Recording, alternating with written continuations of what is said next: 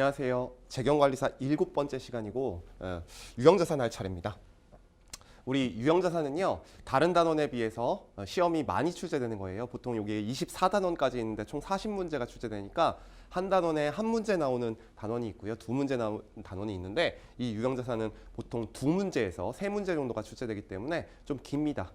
그리고 제가 유형자산의 강의를 길게 하는 이유는요, 요 성격이 물리적 실체가 있는 자산, 물리적 실체가 없는 자산이라고 해서 무형자산의 내용과 거의 유사한 점이 많고 투자부동산의 내용과도 거의 유사한 점이 많아요. 그래서 유형자산을 정확하게 많이 공부를 해두면 그 기준에 따라서 무형자산과 투자부동산은 그 내용이 다른 부분만 공부를 하시면 되기 때문에 유형자산에서 시간을 좀 많이 쓰겠습니다. 그래서 중요한 단원이라고 생각하시면 돼요. 일단 비중이 있는 단원이에요. 세 문제. 자, 우리 첫 번째부터 이론 정리를 잠깐만 해봅시다. 우리 첫 번째 보시면요, 유형자산의 의의 및 종류가 나와요. 그리고 아마 유형자산의 정의와 그 개정 과목을 어떻게 분류하는지가 나와 있습니다. 그래서 간단하게 설명드릴게요.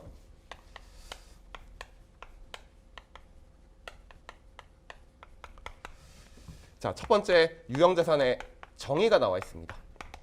자, 유형자산 하면 여러분들이 잊지 말아야 될 세 가지 키워드가 있거든요. 일단 1년 이상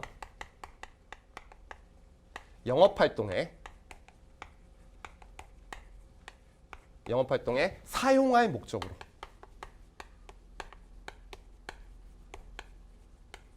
자, 보유하는 유형이니까 물리적 실체가 있는 자산을 말합니다. 물리적 실체가 있는 자산을 우리가 유형자산이라고 합니다.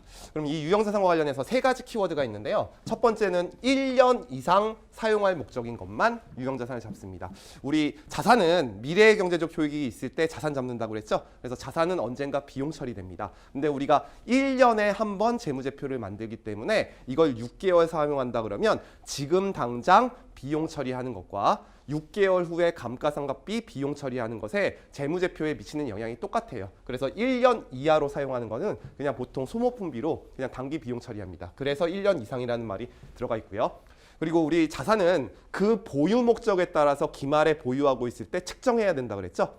그래서 영업활동에 사용할 목적이기 때문에 감가상각비를 비용 처리하기 위해서 유형자산으로 잡고요. 만약에 판매 목적이나 자가사용 목적이 아니라 임대수익 시세차익 목적으로 갖고 있으면 판매 목적이면 재고자산, 그리고 임대수익 시세차익 목적으로 보유하고 있는 부동산은 투자부동산으로 분류됩니다. 그래서 영업활동에 사용할 목적이다. 가장 중요한 키워드고요. 그 다음에 물리적 실체가 있는 자산이니까 유형자산이겠죠. 이제 물리적 실체가 없는 자산, 개발비나 특허권 같은 거는 다음 단원 무형자산에서 배우게 될 거예요. 시험에는 안 나오지만 우리 정의는 정확하게 알고 있어야 됩니다. 자, 그래서 첫 번째 1절에 유형자산의 의의가 돼 있어요. 의의가 나와 있어요. 자, 정의니까 한번 읽어볼게요. 유형자산이란 재화나 용역의 생산이나 제공, 타인에 대한 임대 또는 관리 활동에 사용할 목적으로, 이 말이 되게 중요하죠. 영업활동에 사용할 목적으로 보유하는 물리적 형태가 있는 자산으로서, 그래서 물리적 형태가 없으면 무형자산이다. 한 회계 기간을 초과하여, 그 말이 1년 이상 사용한다는 거예요. 그래서 예상되는 자산을 의미한다라고 되어 있습니다. 그 다음에 유형자산을 이제 분류하시면요, 여러 가지 개정 과목들이 나오는데 여러분들이 뭐 상식적으로 모르는 개정 과목들이 거의 없을 거예요. 그래서 한번 보시면 토지 모르시는 분 없죠? 전답 임야. 그 다음에 건물이 뭔지 모르시는 분 없을 거예요. 그래서 건물, 그 다음에 구축물, 요거는 여러분들이 좀 봐야 돼요. 선거, 교량, 암벽, 부교, 궤도, 저수지, 갱도, 굴뚝, 정원설비. 그래서 토지나 건물로 분류되지 않은 토목시설은 구축물로 분류를 합니다. 토지나 건물로 분류되지 않는 토목설비를 우리가 구축물로 분류를 합니다. 여기서 여러분들이 모르는 거 교량 아시죠? 다리입니다. 다리. 궤도는요, 지하철이나 아니면은 기차 같은 철길을 말해요. 철길. 그래서 지하철 공사 같은 경우에는 궤도라는 유형자산을 잡게 되고요. 갱도라는 건 뭐냐면요, 석탄을 캐기 위해서 길을 뚫어 놓은 거예요. 그래서 또 토목설비입니다. 그래서 구축물 기억하시고, 우리 시험에는요, 해양구조물과 원자력 발전소가 나오면 건물로 회계 처리하지 않고 구축물로 회계 처리해야 된다는 거 기억하시면 돼요. 자, 기계장치가 뭔지 모르시는 분 없을 거예요. 그 다음에 이제 건설 중인 자산이 나옵니다. 건설 중인 자산은요, 우리가 토지나 건물을 취득하게 되면요, 우리 토지나 건물은 상당히 금액이 크잖아요. 뭐 강남에 있는 건물 한 30층짜리 산다고 하면 1조가 넘어요. 그래서 계약금 나가고 중도금 나가게 됩니다. 그래서 토지 취득 전에 우리가 이제 계약금 같은 게 나가게 되면요. 일단 현금 1억만큼 지출을 하면 여기다가 바로 유형자산 잡는 거 아니에요. 그래서 일단 취득 중인 유형자산이라고 회계 처리를 합니다. 그때 쓰는 계정 과목을 우리가 건설 중인 자산이라고 합니다. 취득 중인 유형자산, 계정 과목으로 건설 중인 자산이라고 쓴다. 그리고 취득이 완료되면 이 건설 중인 자산은요, 본 계정으로 우리가 대체를 해줘야죠. 취득이 완료됐으니까. 이게 만약에 토지라 그러면 토지로 대체해 주면 되고요. 건물이라 그러면 건물로 대체해 주면 됩니다. 여러분들 이것만 대체하는 건 아니에요. 기계장치 같은 경우에도요. 우리 포스코 같은 공장을 짓는다고 하면 5조 정도 들거든요. 기계장치가 5천억 정도 되는 기계장치가 있습니다. 그때 계약금 나갔을 때 건설 중인 자산으로 회계 처리했다가 본 계정으로 대체할 때 기계장치 등으로 이렇게 1억만큼 대체해 주면 되고, 지금 이 건설 중인 자산이 재무제표에 찍힌다는 것은 계약금만 지급된 상태에서 12월 31일 결산일이 됐다고 했을 때 건설 중인 자산이라는 계정 과목을 씁니다. 취득 중인 유형자산이라고 생각하시면 되고, 기타 자산에는 선박 차량 운반구, 그다음에 비품 공기구가 있습니다. 선박은 여러분들 뭐 한진해운이나 이런 무역회사 같은 데서 이제 만드는 거. 그다음에 비품은 여러분들 노트북을 그냥 우리가 판매 목적으로 갖고 있으면 재고자산이라고 하는데, 직원들도 노트북을 사용해야 되잖아요. 그래서 사용 목적의 재화, 우리 비품 이런 것들이 있습니다. 여러분들 시험에는 토지, 건물, 구축물, 기계장치 요 정도 계정 과목이 출제되게 되겠네요. 거의 대부분 다 회계 원리 때 배우셨으니까 요 정도 이해하시면 될 것 같아요. 자, 그다음에 이제 두 번째 우리가 인식을 배워야 되는데, 요 인식은 뜻이 뭐예요? 재무제표에 언제 기록할지 결정하는 과정. 우리 재무보고를 위한 개념체계에서는 재무제표에 캡처하는 과정, 포착하는 과정이라고 배우셨죠? 그래서 첫 번째 인식기준이 나와 있습니다. 인식기준은 그냥 여러분들 따로따로 외우시면 너무 힘들어요. 그래서 우리 재무제표 요소의 인식기준을 알고 계시면요, 뒤에 있는 내용까지 쫙 연결됩니다. 그래서 우리 재무제표 요소의 인식기준은 이렇게 배웠죠? 재무제표 요소라고 하면 재무제표 중에서 가장 주된 재무제표인 재무상태표와 포괄손익계산서의 구성 요소를 말해요. 그래서 자산, 부채, 자본, 수익, 비용입니다. 이것을 재무제표에 인식하기 위해서는요, 첫 번째 재무제표 요소의 정의에 부합하고 미래의 경제적 효익의 유입 또는 유출 가능성이 높고 금액을 신뢰성 있게 측정할 수 있을 때 우리가 인식합니다. 지금 자산이죠. 그럼 유형자산의 정의에 부합하고 1년 이상 영업활동에 사용할 목적으로 보유하고 있는 물리적 실체가 있는 자산이라는 것에 부합하고 두 가지 조건을 만족해야 돼요. 첫 번째, 미래의 경제적 효익의 유입 가능성이 높고, 유출은 부채입니다. 유입은 수익과 자산에서는 유입 가능성이 높다고 하죠. 그리고 재무제표는 항상 우리가 금액으로 공시를 해야 되기 때문에 금액을 신뢰성 있게 측정할 수 있을 때, 금액을 신뢰성 있게 측정할 수 있을 때, 요 두 가지 조건을 모두 만족할 때 우리가 재무제표에 인식하시면 되고요. 우리가 이제 실무자산들 배울 거거든요. 투자부동산과 무형자산의 기준서에도요, 요 인식기준 두 가지를 그대로 갖다 쓰고 있어요. 그래서 지금 잘 공부하시면 그때 그냥 넘어가면 되네요. 그때 모른 척 하시면 안 돼요. 자, 그래서 인식기준 나와 있습니다. 자, 유형자산으로 인식되기 위해서는 다음의 인식기준을 모두 충족해야 된다. 두 가지 기억하시고요. 자산으로부터 발생하는 미래의 경제적 효익에 기업에 유입될 가능성이 높다. 그리고 자산의 원가를 신뢰성 있게 측정할 수 있다. 원가는 금액을 말합니다. 됐죠? 그 다음에 이제 두 번째, 최초 인식과 후속 원가가 나와 있어요. 최초 인식과 후속 원가. 우리 최초 인식 때 우리가 금액을 얼마로 할 것인데, 최초의 구입 가격, 이건 너무 쉽습니다. 내가 구입한 금액으로 회계 처리하시면 돼요. 그래서 최초 인식 때 우리는 이제 원가로 측정을 하게 되고요. 제가 100만 원에 구입했으면 100만 원을 취득 원가로 처리하시면 돼요. 그래서 지급한 현금으로 회계 처리하시면 되는데, 혹시나 이제 공짜로 받는 경우도 있고요. 자산과 자산을 우리가 교환하는 경우도 있습니다. 그러면 지급한 현금이 없을 수도 있어요. 그러면 그것의 공정 가치로 회계 처리하시면 돼요. 그래서 지급할 대가의 공정 가치로 회계 처리하시면 되고, 이것을 취득 원가로 처리하신 다음에 유형자산은 미래의 경제적 효익이 있기 때문에 언젠가 비용 처리해야 되죠. 그래서 이 취득 원가 가지고 감가상각비를 가지고 비용 처리하시면 됩니다. 그래서 유형자산 최초 원가 및 후속 원가가 나와 있어요. 최초 원가 한번 볼게요.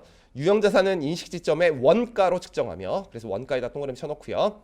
원가는 자산을 취득하기 위해서 자산의 취득 시점이나 건설 시점에 지급한 현금이 있으면 갖다 쓰시면 되고요. 또는 지급한 현금이 아니라 교환이나 다른 뭐 외상으로 했다거나 이런 문제가 생기면 현금성 자산이나 제공한 기타 대가의 공정 가치를 말한다. 그래서 지급한 현금 동그라미 쳐놓고 제공한 기타 대가의 공정 가치에다 동그라미 치시면 됩니다. 그래서 요거 기억하시고요. 이거 자주 출제됐던 문장이에요. 나머지 내용들은요, 우리 시험에는 출제된 적이 없어요. 그래서 그냥 넘어가시면 될 것 같아요. 그다음에 이제 두 번째 후속 원가가 있는데요.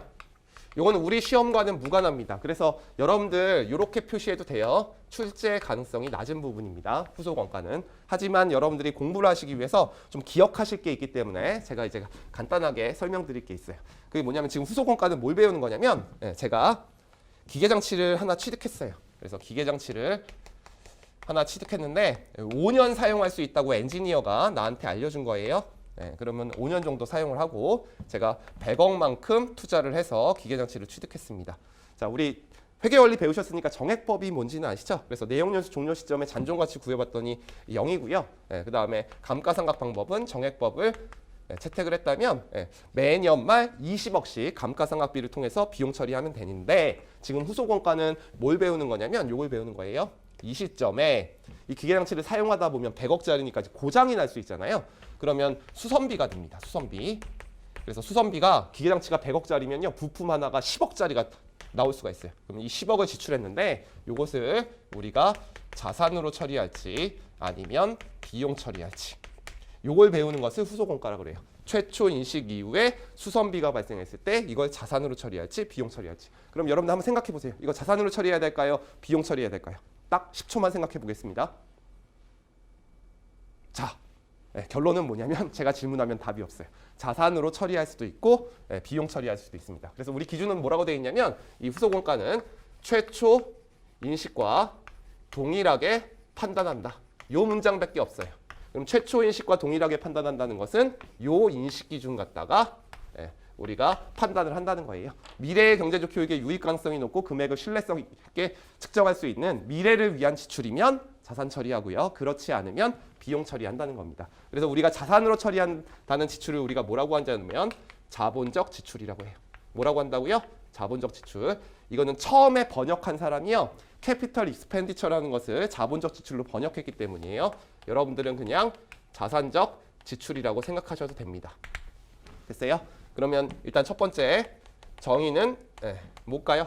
인식 기준 두 가지를 충족한 지출. 그러면 우리가 회계 처리를 해야겠죠?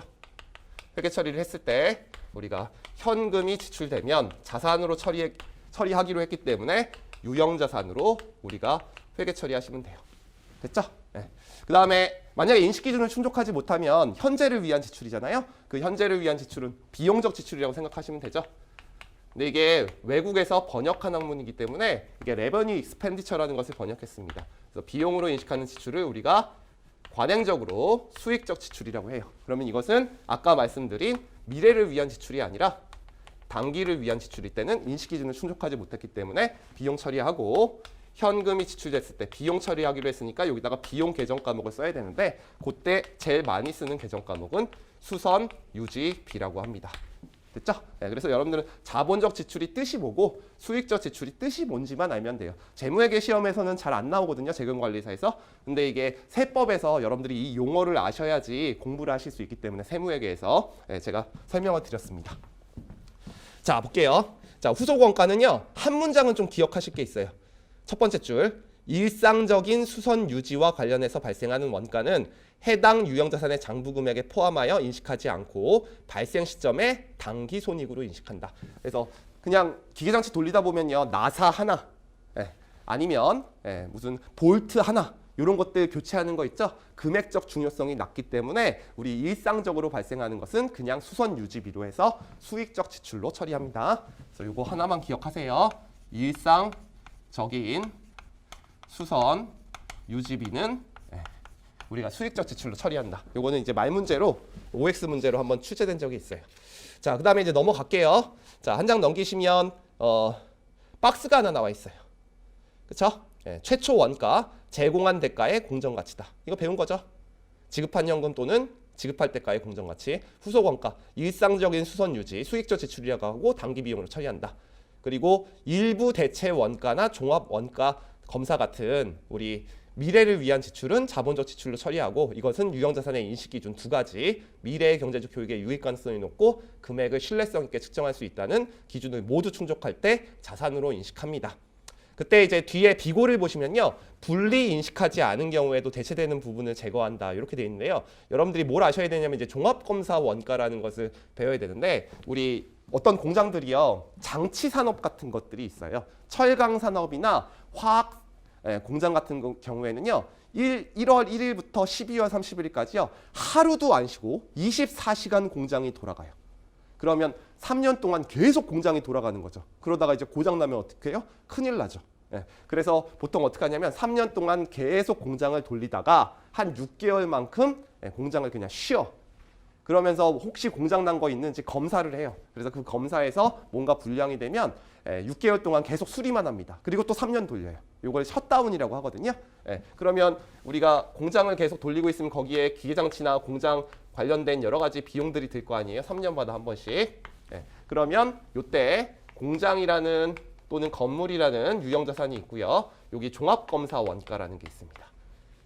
자, 이건 3년 동안 미래의 경제적 교육을 기대할 수 있기 때문에 이걸 자산 처리하죠. 그래서 종합검사 원가가 90원만큼 발생했으면 공장의 내용 연수는 여러분들 10년이라고 하더라도 검사 원가는 검사 기간 동안에 매년 3년마다 한 번씩 하면 3년마다 한 번씩 검사 원가를 자산 잡은 다음에 내용 연수를 달리 적용해서 3년으로 이제 회계 처리를 하게 돼요. 3년이 지나면 과거에 있었던 검사 원가는 제거해야겠죠. 그냥 없애버리고 다시 검사 원가가 발생하면 그때 뭐 120원이 발생한다. 조금 오르겠죠. 그럼 또 3년 동안 이제 회계 처리하시면 돼요. 그래서 분리 인식하시면 됩니다. 검사 원가를 따로따로 내용 연수를 적용해야 돼요. 그래서 우리 책에 예제가 하나 나와 있는데요. 이 예제는 중요한 내용은 아니에요. 그렇지만 제가 설명을 잠깐 드리겠습니다. 자, 우리 책에 예제가 하나 있죠. 종합검사 관련된 시험에 안 나와요. 여러분들 시험에는 내용만 설명할게요. 주 3일은 X1년 1월 1일부터 보유하고 있던 장부 금액 10만 원의 건물에 대해서 만 원의 내장 공사를 하였고요. 내장 공사를 통해서 기존 건물의 내장 공사 부분을 제거하였고 내장 공사의 내용 연수는 5년으로 예상이 되었다. 그래서 내장 공사는 5년이고요. 건물의 자연 내용 연수는 20년이고 기존 내장 공사의 장부 금액은 5,000원, 잔존 가치는 모두 0인 경우에 X1년의 감가상각비라고 했는데 기존 내장 공사의 장부 금액은 전부 다 없애버리면서 처분 손실 잡으면 되죠. 그러니까 옛날에 있었던 건물 따로, 그다음에 내장 공사 따로 우리가 감가상각만 수행하시면 돼요. 그러면 지금 10만 원이었죠. 요 10만 원 안에는 뭐가 들어가 있는 거예요? 기존 내장 공사의 장부 금액이 들어가 있는데 따로따로 내용 연수를 적용해야 되니까 일단 5,000원을 빼주시고 요게 원래 건물의 순수한 장부 금액. 그리고 내용 연수는 우리 잔존 가치는 0이라고 했죠. 그리고 정해법으로 감가상각한다 그러면 내용 연수가 20년이니까 20분의 1로 감가상각하시면 됩니다. 요게 4,750원이 나와요. 4,750원이 나오고 요것만 감가상각비 계산하면 안 된다는 거죠. 새로운 내장 공사를 했는데 그게 만 원이라고 그랬잖아요. 만 원. 그리고 잔존 가치는 없었고요. 요거는 내용 연수를 달리 적용해야 되죠. 그래서 내용 연수가 5년이라고 돼 있어요. 지금 5년. 그래서 합치시면 2,000원이니까 우리가 감가상각비로 인식할 금액은 6,750원이라고 합니다. 그래서 우리 내장공사비, 종합검사비나 아니면 일부 대체 원가는 별도로 감가상각한다. 그거 알려주려고 나온 문제예요. 자, 이제 유형자산의 측정 한번 보겠습니다. 3절. 자, 유형자산의 측정에서 여러분들이 아셔야 될 거는 우리 실물자산과 거의 비슷하기 때문에 재고자산의 내용과 거의 유사해요. 최초로 인식했을 때 취득 원가를 얼마로 인식할 것인가. 자산은 언젠가 비용 처리되니까 취득 원가를 정확하게 회계 처리해야지 감가상각비가 정확하게 인식이 되겠죠. 그래서 첫 번째 원가의 구성 요소가 나와 있어요. 우리 공부 열심히 했나 한번 복습 한번 해볼까요? 우리 자산을 취득할 때까지 불가피하게 발생한 비용은 자산 처리한다 그랬죠. 그 자산을 매각하거나 사용하면 돈이 되기 때문에 미래의 경제적 효익이 있기 때문에 그래서 재고자산의 취득 원가는 뭘로 구성된다 그랬습니까? 매입원가, 전환원가, 기타 원가 그 내용과 거의 유사합니다. 그래서 유형자산도 마찬가지예요. 유형자산도 지금까지 취득할 때까지 불가피하게 발생한 비용은 이때까지 발생한 비용 돈이 든다. 그러면 자산의 취득 원가로 처리하시면 되는데 이 취득이라는 말은 법적인 용어라고 그랬죠. 그래서 법적인 용어가 아니라 현대회계는 법적인 형식보다는 경제적 실질을 중요시하기 때문에 사용 가능한 시점 그것을 현재의 장소, 현재의 상태에 이르게 하는데 발생한 돈은 자산 처리하시면 되고요. 그 이후에 발생한 여러 가지 돈들이 있으면 이것을 비용 처리하시면 됩니다. 됐어요? 그럼 제일 처음에 뭐가 있을까요? 구입한 금액, 기계장치를 구입한 금액. 그래서 그것을 우리가 구입 가격이라고 합니다. 여기에는 이제 해외로부터 수입을 했을 때 관세가 발생하기도 하고요. 세금이 발생하기도 해요. 개별 소비세 똑같죠. 그것은 가산해 주면 되고요. 혹시 매입 할인이나 리베이트 있으면 차감해 주시면 됩니다.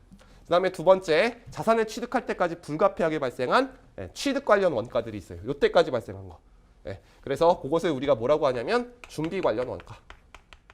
제가 간단하게 쓴 거예요. 자산 취득에 직접 관련된 원가. 자, 이것이 6가지가 있습니다.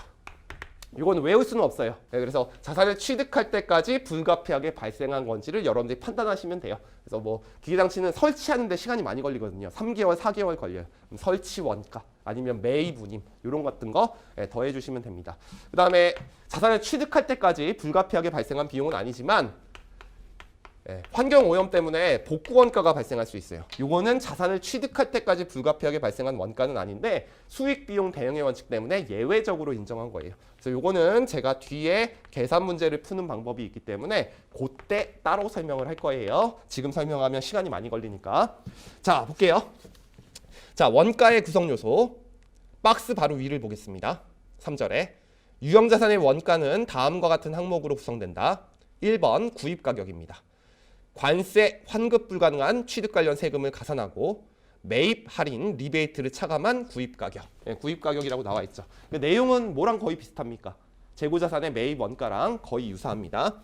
동그라미 2번 볼게요. 경영진이 의도하는 방식으로 자산을 가동하는 데 필요한 장소와 상태에 이르게 하는데 직접 관련된 원가. 간접은 안 돼요. 직접적으로 관련돼야 됩니다. 그것을 우리가 준비 관련 원가라고 했고 6가지가 있습니다. 요건 이제 여러분들 자산을 취득할 때까지 불가피하게 발생한 비용인지 아닌지로 우리가 사실 판단을 해보면 돼요. 자, 기억 볼게요. 유형자산 매입 또는 건설과 직접적으로 관련된 종업원 급여 동그라미 쳐놓고요. 그래서 요거는 바로 급여 비용 처리하는 거 아니죠. 회계원리처럼. 유형자산을 취득하는데 불가피하게 발생한 거니까 유형자산의 취득 원가로 처리했다가 감가상각비를 통해서 비용 처리하는 거예요. 그리고 설치 장소 준비 원가. 그래서 만약에 설치하는데 환경오염법 때문에 상당히 큰 5천억짜리 기계장치다. 그러면 일단 설치 장소를 평평하게 닦는 토지 정지 비용도 들고요. 여러 가지 비용들이 들어요. 그런 것들 말하는 거고요. 그 다음에 운반비. 운송비죠. 당연한 거죠, 이거는. 그 다음에 설치 원가, 조립 원가. 그래서 설치하는데 시간이 많이 걸릴 수 있죠. 여러분 에어컨 생각하시면 돼요. 우리가 에어컨을 한 200만 원어치 구입을 하잖아요. 그러면 실제 에어컨 가격은 170만 원이고요. 에어컨 설치 비용이 한 32만 원 정도 듭니다. 상당히 비싸요. 미음 볼게요. 유형자산이 정상적으로 작동되는지 여부를 시험하는 과정에서 발생하는 원가. 왜냐하면 유형자산이 내가 샀는데 이게 불량품일 수도 있잖아요. 그래서 시제품을 먼저 만들어 봅니다. 그럼 시제품을 생산하는데 여러 가지 비용들이 들겠죠. 그러면 시제품 생산하는데 1,000원만큼 들었다. 그러면 이 시제품을 갖고 있는데 시제품을 그냥 버리면 안 되죠. 아깝잖아요. 그래서 싸게라도 여러분들 그냥 소비자한테 팝니다. 그럼 나한테 한 500원 정도 들어와요. 매각대금 500원. 그럼 유형자산의 취득 원가에 1,000원을 더해야 될까요? 두 개 순수하게 드린 금액 500원을 더해야 될까요? 500원을 더해야 됩니다. 내가 순수하게 지출된 비용은 500원이기 때문에. 그래서 거기 밑에 뭐라고 되어 있어요? 시험 광정에서 생산된 재와 시제품의 순 매각대금은 당해 원가에서 차감한다. 그래서 시험 과정에서 발생한 원가에서 시제품 매각대금은 차감한 순수하게 발생한 500원만 더해 주시면 돼요. 그리고 전문가들 필요할 수 있습니다. 왜냐하면 이제 기계장치는 복잡하기 때문에 여러 가지 엔지니어들이 필요할 수도 있어요. 그러면 일단 자산의 취득 원가로 처리한 다음에 우리 감가상각을 통해서 비용 처리하시면 됩니다. 3번, 자산을 해체, 제거하거나 부지를 복구하는데 소요될 것으로 최초 추정되는 원가는 우리가 복구원가라고 합니다. 복구원가 좀 뒤에서 설명할게요. 그래서 여러분들 여기서 여러분들 시험에 나오는 거는 다음 중 자산의 취득 원가로 처리할 수 없는 것은 이런 것들이 나와요. 그래서 이렇게 6가지 묶으세요. 기억부터 6가지. 그래서 거기다가 이제 자산이라고 써놓으셔야 돼요. 그래서 뒤에 있는 비용 7가지랑 비교를 하셔야 됩니다. 그런데 다음의 경우에는 유형자산이 원가에 포함되지 않는다고 돼 있죠. 다음 네 가지는 그냥 비용 처리하라는 거죠. 그래서 네 가지 묶으신 다음에 여러분들 비용 처리하시면 되고요. 이유는 뭐 미래의 경제적 효익을 기대할 수 없는 현재를 위한 지출이기 때문에, 미래의 경제적 효익이 없기 때문에 비용 처리하는 거예요. 자, 첫 번째 보시면 새로운 시설을 개설하는 데 소요되는 원가, 개설에다 동그라미 치시고요. 우리가 이제 장사를 시작하게 되면 이제 개업식 같은 걸 하죠. 네, 그럼 개업식 같은 걸 한다고 해서 뭐 기도를 많이 한다고 해서 우리가 돈을 많이 버는 건 아니잖아요. 그래서 단기에 그냥 비용 처리합니다. 그다음에 새로운 상품과 서비스를 소개하는 데 소요되는 원가. 네, 그래서 광고나 판촉 활동과 관련된 원가는 우리가 그냥 비용 처리합니다. 네, 그래서 제가 뭐 다른 강사들은 그냥 커피라면 저는 TOP입니다. 이런 광고를 때린다고 해서 여러분들 제 매출이 증가되는 건 아니죠. 적어도 유명한 연예인들이 이제 광고를 해야지 미래의 경제적 효익이 있을 거 아니에요. 그래서 광고비는요, 보통 미래의 경제적 효익이 불분명하기 때문에 기업에서는 그냥 단기에 비용 처리합니다. 잘 팔릴지 안 팔릴지 사실 불분명하기 때문에.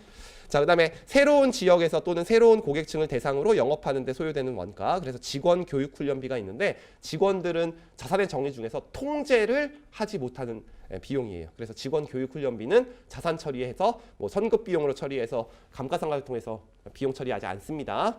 그냥 바로 비용 처리합니다. 그리고 관리, 일반, 간접 원가. 간접 원가는 배분된 원가이기 때문에요. 직접적으로 관련된 원가만 자산 처리하고 배분된 원가는 그냥 비용 처리합니다.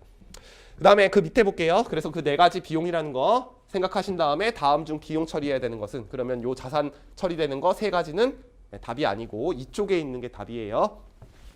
또한 유형 자산이 경영진이 의도하는 방식으로 가동될 수 있는 장소와 상태, 동그라미 쳐놓고 장소 동그라미, 상태 동그라미, 이룬 후에 발생한 원가는 더 이상 인식하지 않는다. 그래서 취득 이후 현재의 장소, 상태 이룬 후에 관련된 지출은 그냥 비용 처리한다 그랬죠. 요 얘기죠, 지금 내용이. 자, 한 장 넘겨보시면 세 가지가 나와 있네요. 그래서 요 세 가지 비용이라고 써놓으시고 자산의 취득 원가로 처리할 수 없다. 그래서 1번 보시면 완전 조업도 수준에 미치지 못하는 경우에 발생하는 원가. 처음에 이제 공장을 돌리게 되면요, 엔지니어들이 100개를 생산한다고 그렇게 말을 해줬는데 처음에는 소비자들이 많이 사지 않잖아요. 어느 정도 소비자들한테 만족하는 제품을 생산돼야지 그때부터 미래의 경제적 효익이 있는 거예요. 그래서 한 50개만 생산했다. 그러면 재료비는 100개 있으면 50개 생산할 때 반밖에 안 들지만 공장의 감가상각비는 전체 100원이 다 드는 거죠. 그러면 요 100원 중에서 50원은 제품을 만드는데 직접적으로 발생했으니까 자산 처리하지만 이렇게 완전 조업도에 미치지 못하는 요 50원은 수익에 공헌하지 못했기 때문에 그냥 단기에 비용 처리합니다. 그거 말하는 거예요. 그 다음에 유형자산을 초반에 설치하게 되면요, 초기에 가동 손실이 발생할 수밖에 없습니다. 여러분들 아까 제가 유형자산 장치산업 같은 경우에 3년 동안 계속 돌리다가 한번 셧다운 해갖고 쉰 다음에 다 수리한 다음에 다시 킨다 그랬죠. 그때 전력량이 엄청나게 많이 들어요. 그래서 잘 안 끄는 거예요, 공장을. 그래서 이런 초기 가동 손실은 수익에 공헌하지 못했기 때문에 그냥 단기에 비용 처리해야지 수익 비용 대응의 원칙에 알맞는 회계 처리가 되고요. 자, 기업의 영업 전부 또는 일부를 재배치하거나 재편성하는 과정에서 발생하는 원가, 재배치 또는 재편성, 이사 비용이죠. 우리 공장 A에 지금 기계장치가 있었는데 공장 B로 기계장치를 옮기는 거예요. 취득 이후에 발생한 거니까 비용 처리하시면 됩니다. 다 이해가 가시죠? 여러분들 지금 이 부분에서 여러분들이 말 문제로 기억하실 거는요, 앞에 있던 6개는 자산이고 뒤에 있던 7개는 비용이다. 그래서 다음 중 자산으로 인식할 수 없는 것은, 또는 다음 중 자산으로 인식할 수 있는 것은, 근데 이것을 하나하나 다 외우면 짐승이에요. 저도 못 외웁니다. 알겠죠? 그러니까 여러분들 어떻게 판단하셔야 돼요? 자산을 취득할 때까지 불가피하게 발생한 비용이면 자산, 그렇지 않으면 비용이라고 판단하셔서 문제를 푸시면 될 것 같아요. 그 다음에 우리가 그냥 유형자산을 현금 주고 구입했다면, 현금 그리고 유형자산, 그래서 지급한 현금, 원가로 유형자산을 취득하면 되는데 유형자산을 취득하는 방법이 되게 많아요. 외상으로 유형자산을 취득하기도 하고요. 유형자산을 공짜로 받기도 하고, 그쵸?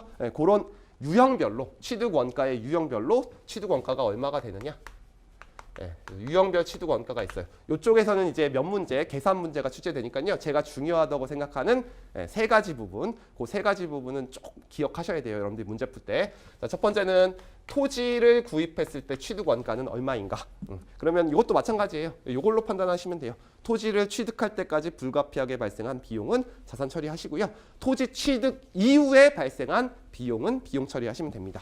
그래서 이거는 시험에 자주 나오는 건 아니니까 밑추쳐가면서 설명할게요. 토지는 구입 가격에 토지 100억에 구입했으면요. 토지의 취득 원가 일단 100억이 되는 거예요. 거기다가 토지를 취득할 때까지 불가피하게 발생한 비용들은 더해주면 되죠. 누굴 찾아가야 돼요? 첫 번째. 공인중개사 찾아가야 되죠.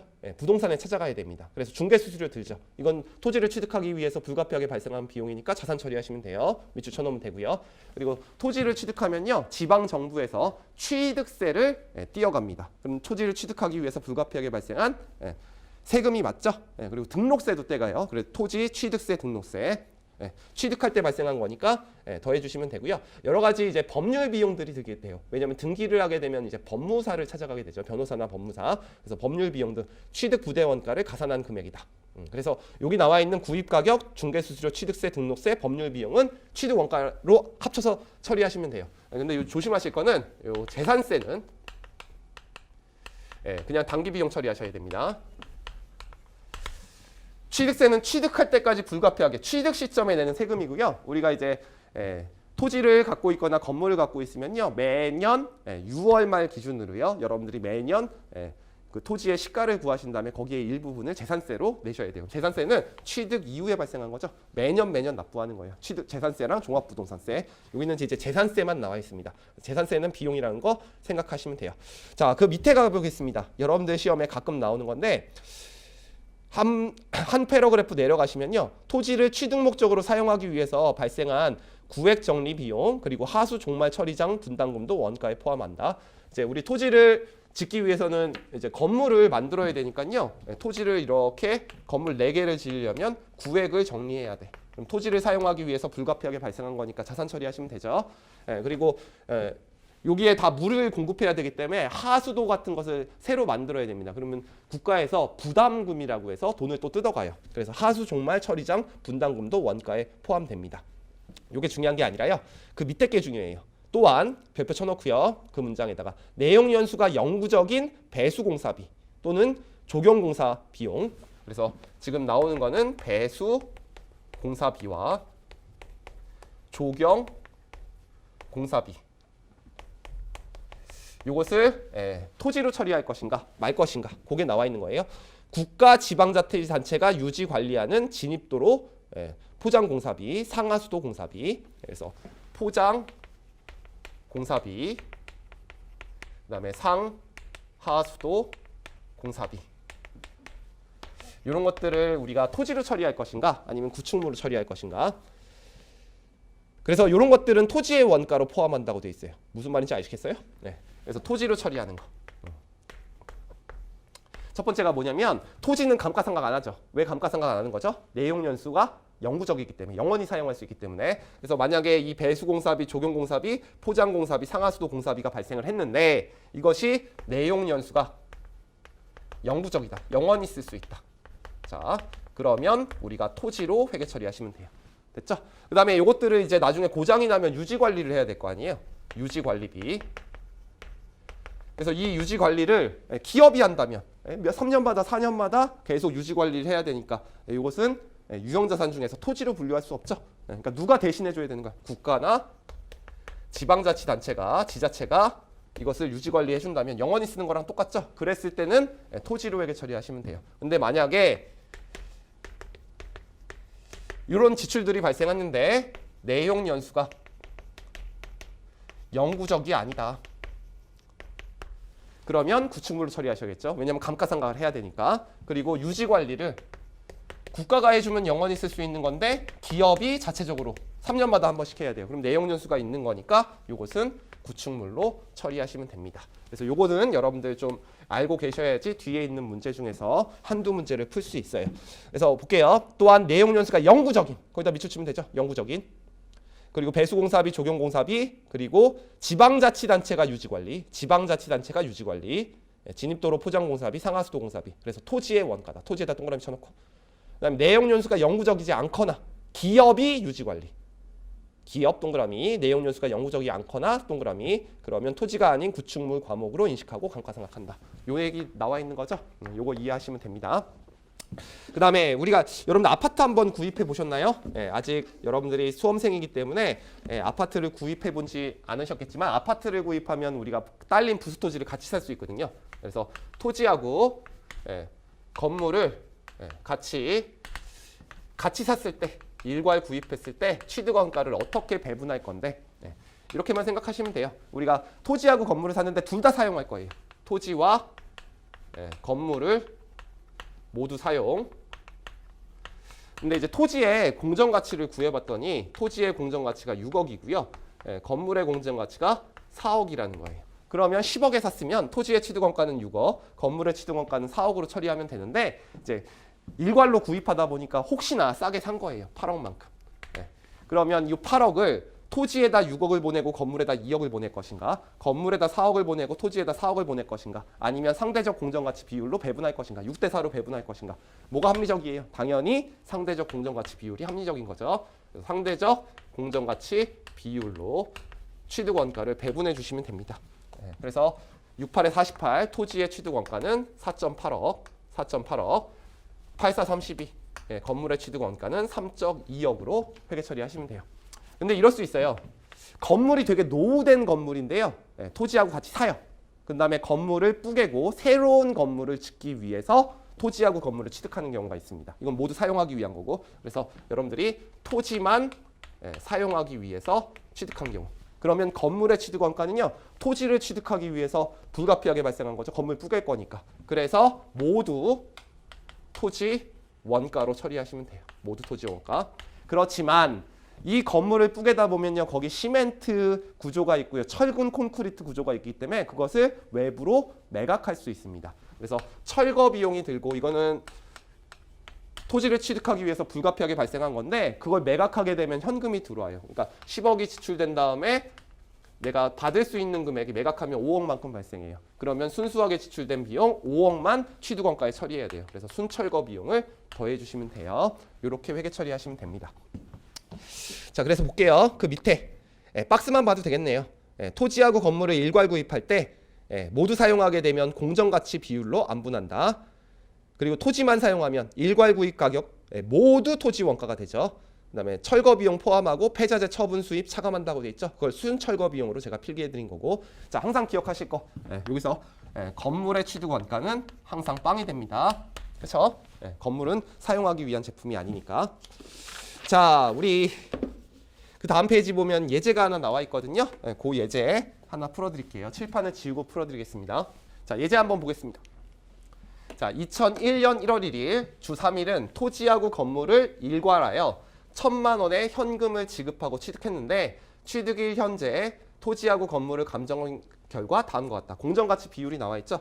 보시면은 저 1,000만 원과 다르잖아요, 금액이. 그래서 상대적 공정가치 비율이니까 이게 6대 4죠, 지금. 이쪽에 60%, 이쪽에 40% 생각하시고 계시면 되고. X1년 1월 1일 토지하고 건물의 취득 직후에 5만 원의 철거 비용이 지출돼서 건물을 철거했을 경우에 토지하고 건물 취득과 관련된 회계 처리를 하시오. 그 다음에 두 번째, 물음 1과 관련 없이 주 3일은 X1년 1월 1일에 일괄 취득한 건물을 사용하기로 한 경우. 그렇죠? 그 다음에 토지하고 건물의 취득과 관련된 회계 처리를 하시오라고 되어 있죠. 이건 뭐예요? 건물을 즉시 철거하기로 했으니까 모두 토지만 사용하기로 하는 거죠. 토지만 사용하기로 한 거예요. 그래서 토지의 취득 원가로 모두 다 처리한 다음에 건물의 취득 원가는 0으로 처리하시면 됩니다. 그래서 현금 지금 1,000만 원 지출했는데 거기에 5만 원만큼 철거 비용 드니까 전부 다 토지의 취득 원가로 5만 원 처리하시면 되고요. 요거를 토지의 취득 원가로 처리하시면 되죠. 요게 물음 1번이고 중요한 건 건물의 취득 원가는 언제나 0이다. 그 다음에 주 3일은 X1년 1월 1일에 일괄 취득하기로 한 건물은 그냥 사용하기로 했어요. 철거 비용 안 들죠? 그래서 현금 1,000만 원만큼 드는 거고요. 우리 토지하고 건물에 6대 4로 배분해 주면 되죠. 6대 4. 그래서 이쪽에 600만 원. 그리고 건물에 400만 원 이렇게 회계 처리하시면 되겠네요. 답 보시면 똑같다는 거 아시겠죠? 여러분들 질문은 이렇게 나오는 거예요. 토지의 취득원가 얼마인가? 건물의 취득원가 얼마인가? 토지의 취득원가 얼마인가? 건물의 취득원가 얼마인가? 각각 계산하실 수 있으면 되는 거예요. 취득원가가 얼마인지.